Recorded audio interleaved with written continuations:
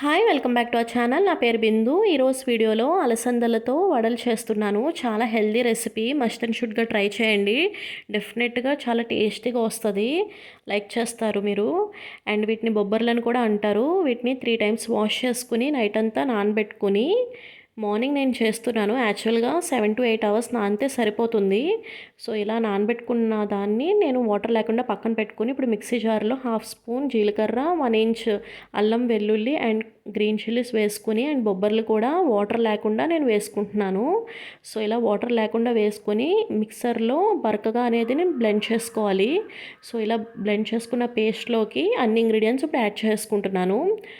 1/2 spoon salt, కావాల్సినంత salt and chilli powder, ధనియా powder and కొంచెం గరం మసాలా, గ్రేట్ చేసుకున్న క్యారెట్, ఆనియన్, కర్రీ లీవ్స్, కొత్తిమీర అండ్ 1 స్పూన్ రైస్ ఫ్లోర్ కూడా యాడ్ చేసి బాగా మిక్స్ చేసుకుంటున్నాను. వాటర్ ఎక్కడ యాడ్ చేయలేదు. అండ్ ఇప్పుడు మిక్స్ చేసుకున్న దాన్ని చిన్న బాల్లాగా చేసుకుని దాన్ని ఇప్పుడు ఈ వడలాగా ఇలా చేసుకోవాలన్నమాట.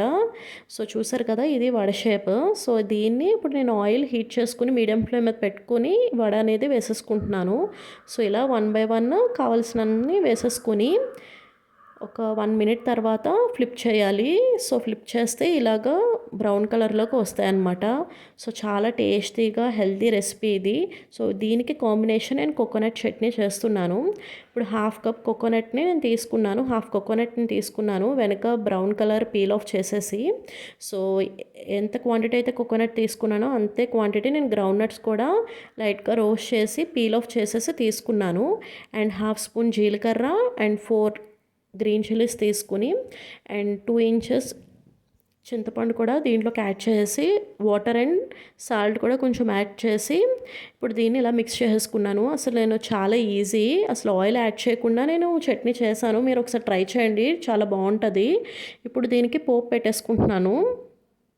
ప్యాన్లో ఆయిల్ యాడ్ చేసి 1/2 స్పూన్ జీలకర్ర, 1/2 స్పూన్ మినప్పప్పు, 1/2 స్పూన్ ఆవాలు, కొంచెం కరివేపాకు, ఎండుమిర్చి, ఇంగువ అండ్ వెల్లుల్లి కూడా యాడ్ చేసుకుని ఇప్పుడు ఈ పోపుని చట్నీలోకి అనేది యాడ్ చేసుకుంటున్నాను. సో చూసారు కదా, రెడీ అయిపోయింది.